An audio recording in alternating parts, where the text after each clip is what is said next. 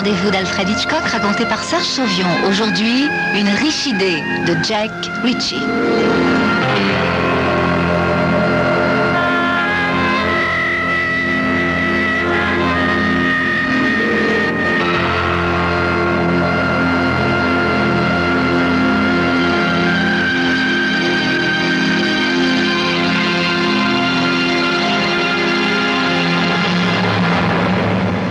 L'attaché-caisse marron posé à mes pieds ne met pas longtemps pour éveiller la curiosité de M. Jefferson, notre directeur.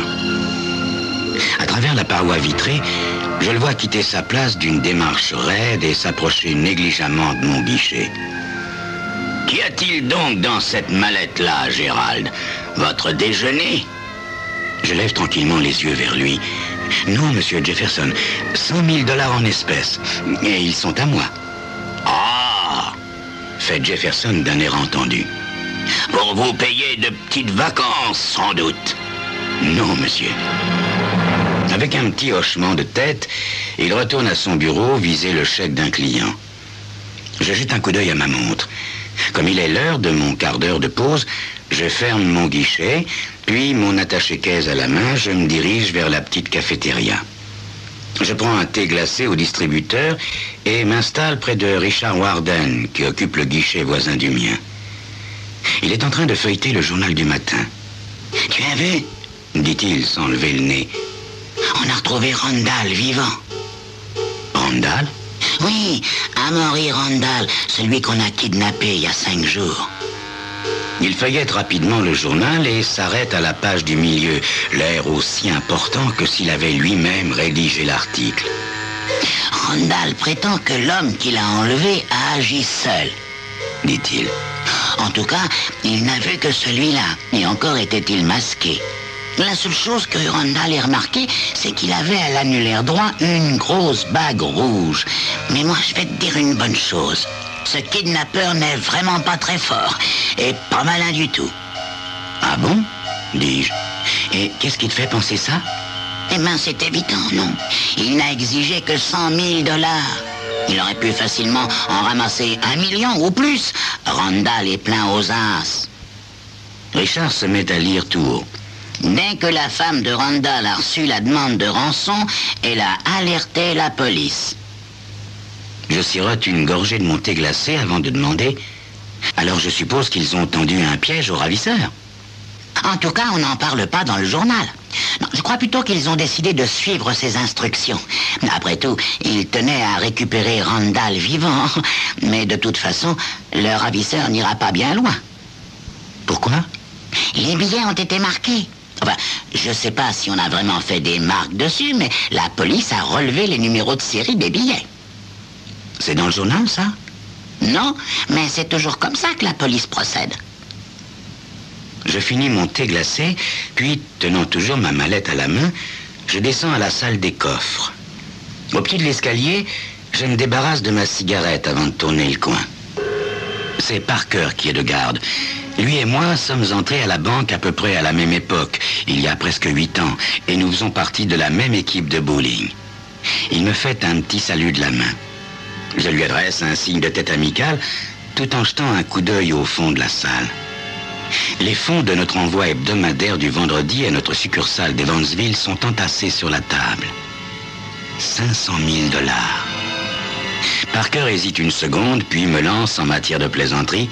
« Serre-toi, bon vieux, te jette pas. » J'entre en regardant autour de moi. Quelques secondes après, je me mets à renifler et demande « Tu ne trouves pas que ça sent le brûlé ici ?» Parker renifle à son tour, l'air inquiet. « Si, tu as raison. » Et il disparaît au galop. 2 minutes plus tard, il est de retour. « Tu te rends compte ?» dit-il en se laissant tomber sur sa chaise. « Il y a un imbécile qui a acheté un bégot allumé dans la corbeille à papier du coin du couloir. Enfin, il n'y a pas eu de balle, juste un peu de fumée, quoi. » Son regard se porte ensuite sur les liasses de billets et je le vois les compter machinalement. Je regarde ma montre. Bon, il faut que je retourne bosser. Monsieur Jefferson est justement en train de regarder dans ma direction quand je débouche de l'escalier. Je détourne les yeux, mais pas trop rapidement. Une fois revenu à ma place, je repose mon attaché-caisse par terre. Il n'y a pas de client pour moi. Au guichet voisin, Richard Warden n'a personne non plus. Je me demande si c'est pas simplement un amateur. Me chuchote-t-il. Hein? Qui ça? Mais le ravisseur, voyons, c'est peut-être un type tout à fait quelconque, comme toi et moi. Un type qui a du mal à boucler ses fins de mois. Oui, ça se peut, dis-je. Un client vient déposer un chèque au guichet de Richard. Dès qu'il a tourné les talons, Richard se tourne de nouveau vers moi. Je suppose qu'il se doute quand même que l'argent a été marqué, reprend-il. Oui, probablement, dis-je. Mais c'est même certain, fait Richard. Mais il a peut-être l'intention de vendre les billets à un receleur ou je ne sais qui pour la moitié de leur valeur. Je hausse les épaules. Ça doit pas être très facile de trouver quelqu'un comme ça. À ce moment-là, M. Jefferson vient s'accouder à mon guichet. Il regarde une nouvelle fois mon attaché-caisse avec plus d'insistance cette fois. 100 000 $, hein? Fait-il avec un petit rire. Oui, monsieur. Et vous le trimballez avec vous? Dites-moi, mon garçon, vous n'avez pas confiance dans les banques? Si, monsieur. Mais je m'offre le plaisir de les garder auprès de moi quelque temps. Il observe encore mon attaché-caisse avec, dans le regard, une lueur ironique qui ne cache pourtant pas tout à fait qu'il brûle de curiosité. Vos petites économies, sans doute, Gérald. En partie, monsieur. Et puis, j'ai eu pas mal de chance à la bourse ces derniers temps. Il a un rire un peu forcé. Vous savez, ça ne prend pas avec moi, Gérald. Mais c'est pourtant la vérité, monsieur. Et je me baisse pour ouvrir prestement ma mallette. Monsieur Jefferson se plie en deux pour regarder dedans, puis se frotte la joue d'un air songeur. Eh ben, dites-moi, c'est qu'elles sont bien enveloppées, ces petites liasses. Oui, monsieur, dis-je en refermant la mallette tout aussi prestement. Il s'éloigne et je le vois descendre vers la salle des coffres. Richard, qui a tout vu et tout entendu, se penche vers moi avec des mines de conspirateur. Mais qu'est-ce que c'est au juste cette histoire? Une blague ou quoi? Non, Richard. C'est pas du tout une blague.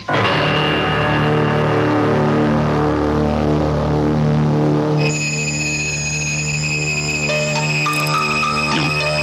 Visiblement, ce n'est pas une blague, mais où veut-il en venir, notre héros, en se comportant de cette façon si délibérément suspecte? C'est ce que vous saurez dans quelques instants.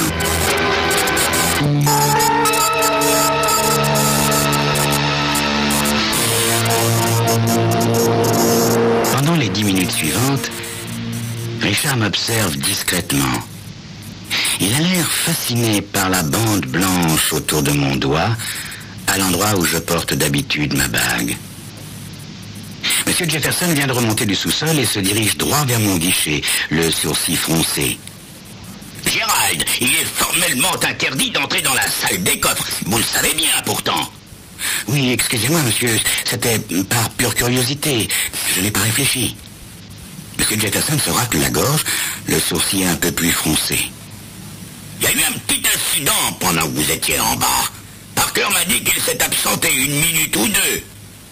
Oui, monsieur, effectivement. Quelqu'un avait jeté une cigarette allumée dans la corbeille à papier. Mais il n'y a pas eu de mal. Monsieur Jefferson retourne ensuite s'asseoir derrière son bureau, l'air songeur. À 11h, le camion blindé s'arrête devant la banque et 3 gardes pénètrent dans le hall. Monsieur Jefferson les accompagne au sous-sol. 5 minutes plus tard, il remonte avec l'argent. Monsieur Jefferson me regarde mon attaché-caisse, puis s'immobilise complètement, comme si une idée venait juste de lui traverser l'esprit. « Attendez !» dit-il au garde. « Mettez l'argent sur ce bureau. Je voudrais m'assurer qu'il n'en manque pas. » L'un des gardes hausse les épaules. « Pas si vous voulez, monsieur, mais j'ai déjà vérifié. » « Vous avez compté les paquets, mais comment pouvez-vous être sûr que l'argent est bien à l'intérieur? Ouvrez-les tous !» ordonne-t-il. 10 minutes plus tard, il éponge la sueur de son front à grands coups de mouchoir. « Il n'en manque pas !» constate-t-il, presque à contre-cœur. Puis il se tourne vers moi. « Vous avez toujours vos 100 000 $ dans cet attaché-caisse ?» monsieur. Richard Warden a observé la scène comme d'ailleurs tous les autres employés.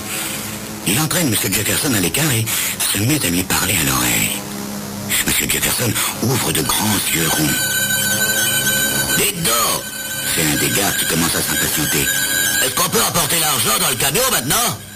Non, fait sèchement M. Jefferson. Non, pas encore. Il marche d'un pas raide vers le téléphone et compose un numéro. Après avoir raccroché, il reste assis, attendant visiblement quelque chose. Et quelques minutes plus tard, j'entends au loin un hurlement de sirène. Je ferme mon guichet et empoigne mon attaché-caisse. Franchement, dis-je d'une voix un peu précipitée, franchement, je ne me sens pas très bien. Je m'excuse, mais je crois que je ferais bien de rentrer chez moi me coucher. M. Jefferson se dresse de toute sa haute taille. Garde, emparez-vous de cet homme! Aussitôt, ils se précipitent tous les trois sur moi. Le quart de police déverse son contenu sur les lieux un moment après et on met rapidement les menottes. Alors je ferme les yeux et je me laisse glisser par terre. Quelqu'un m'asperge le visage d'un gobelet d'eau froide et on me remet sur pied sans aucune douceur. Monsieur Jefferson, Richard Warden et celui des policiers qui semble être le chef s'approchent de moi après avoir tenu une brève conférence dans un coin. Vous dites qu'il a apporté ici l'argent de la rançon? Demande le policier en me regardant droit dans les yeux.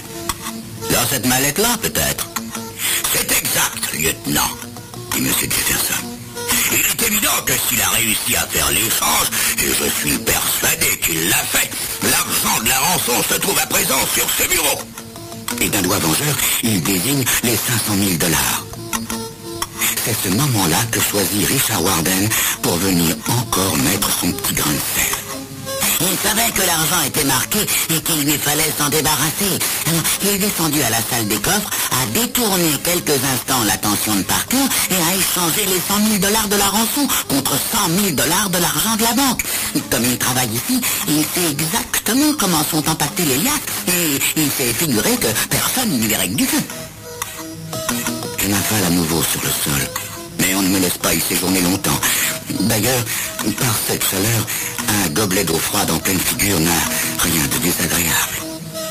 Puis, il y a un temps creux pendant que le lieutenant téléphone au quartier général pour qu'on lui envoie la liste des numéros de série des billets de la rançon. Dès qu'on la lui apporte, ces hommes se mettent au travail. Il fait maintenant une chaleur insupportable, et de plus, toute une foule de curieux a réussi à s'introduire dans la banque. Ce sont les inspecteurs chargés de vérifier l'argent de mon attaché-caisse qui ont fini les premiers. Il a bien fait l'échange, dit l'un d'eux. Cet argent-là est franc. Ceux qui devaient s'occuper des 500 000 $ posés sur le bureau ont fini 10 minutes plus tard. Un agent, avec des galons de sergent sur la manche, se tourne vers son supérieur. Tout est normal là-dedans, lieutenant. Les billets n'ont rien de spécial. C'était alors un long silence que M. Jefferson interrompt le premier d'une voix chevrotante. Vous voulez dire que ce n'est pas l'argent de la rançon? Vous en êtes sûr? Le sergent fait un signe que oui. Il y a alors une autre pause, puis quelqu'un m'enlève les menottes. M. Jefferson a l'air affreusement mal à l'aise. Gérald, mon petit Gérald, que diriez-vous d'une augmentation? Articule-t-il enfin. Je me redresse, très digne. Monsieur Jefferson, j'ai été humilié et maltraité devant tous ces gens. Je suis de nature délicate et je me suis évanoui 2 fois. Il est probable que ma santé physique et morale a subi un préjudice irréparable. Je sors alors mon saphir jaune de ma poche pour le remettre à mon annulaire droit et j'ajoute: j'ai l'intention d'exiger au moins $1 million de dédommagement. Peut-être même 2. Attendez une minute, Gérald, supplie M. Jefferson. Je suis sûr que nous parviendrons à un accord raisonnable.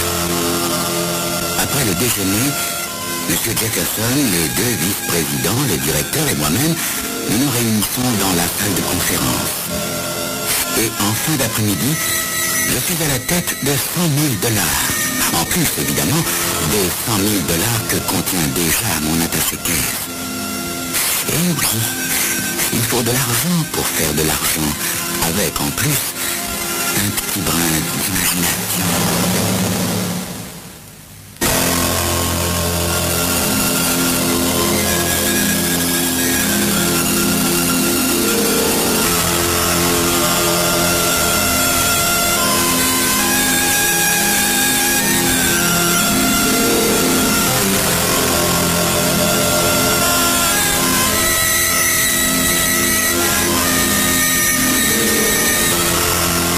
Crime Story, les rendez-vous d'Alfred Hitchcock racontés par Serge Sauvion. Aujourd'hui, une riche idée de Jack Ritchie. Chaque mois, vous pouvez découvrir de nouvelles histoires à suspense dans la revue Hitchcock Magazine.